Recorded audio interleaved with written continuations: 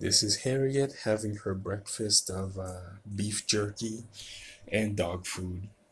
I get her beef jerky because, well, she likes it. This little lady has two pillows, two carpets, a bed sheet,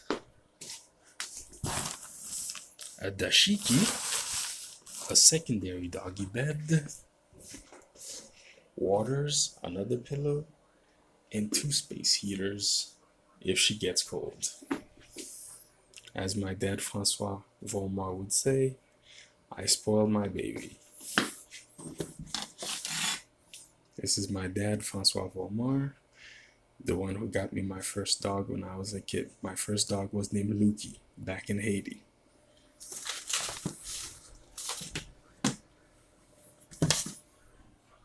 And this is me and Harriet.